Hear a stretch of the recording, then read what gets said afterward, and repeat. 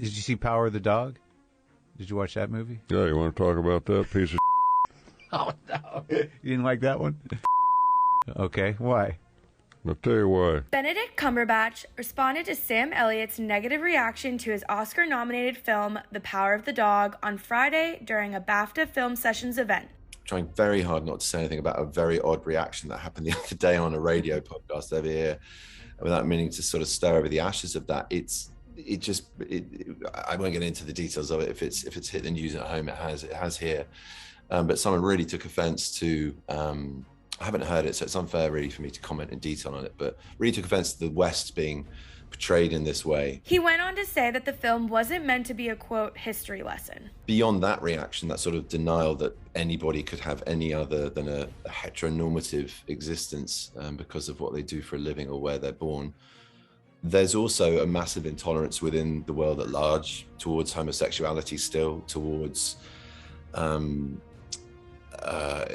acceptance of the other, of any kind of difference, and no more so, I guess, in this prism of conformity, in the sense of what is expected of a man in the sort of the Western archetype mold of masculinity. And so I think to deconstruct that through Phil, to look at that, it's not a history lesson. On an episode of the WTF with Marc Maron podcast back in February, the 77-year-old 1883 actor made it clear he is not a fan of how the American West was portrayed in The Power of the Dog. There was a full-page ad out in the LA Times, and there was a review, not a review, but a clip, blurb? A clip, yeah. Yeah. And it talked about the evisceration of the American myth. Huh. And I thought, what the Sam continued saying his main issue stemmed from the implications that Benedict's character, Phil Burbank, was a closeted gay man, and that the film over-critiqued the masculine image of the West. They're all running around in chaps and no shirts. There's all these allusions to homosexuality throughout the movie. Yeah. And the myth is that they were these, macho men out there with the cattle. Yeah.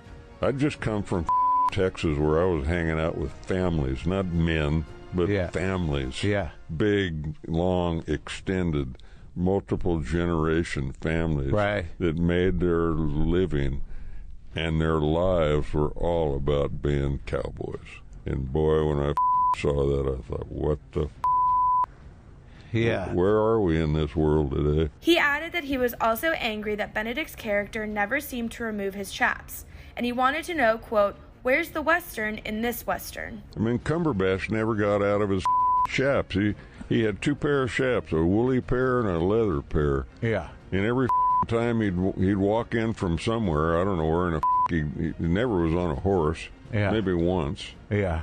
He'd walk into the house, storm up the stairs, go lay on his bed in his chaps and play his banjo. And it's like, what the Yeah. You know? But where's the Western? Where's the Western in this Western? Even though the Roadhouse actor praised director Jane Campion for her previous work and called her a, quote, brilliant director, Sam also had a problem with what she knew about the American West and why she filmed it in her home country of New Zealand instead of the actual American West. But what the does this woman from down there New Zealand. New Zealand. Right.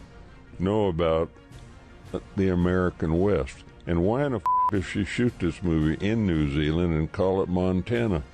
It's good. This movie. And say, this is the way it was. This got you, this movie. So that rubbed me the wrong way, pal. Yeah. The Power of the Dog has been a favorite over the current award season, leading the Oscar hopefuls list with 12 nominations.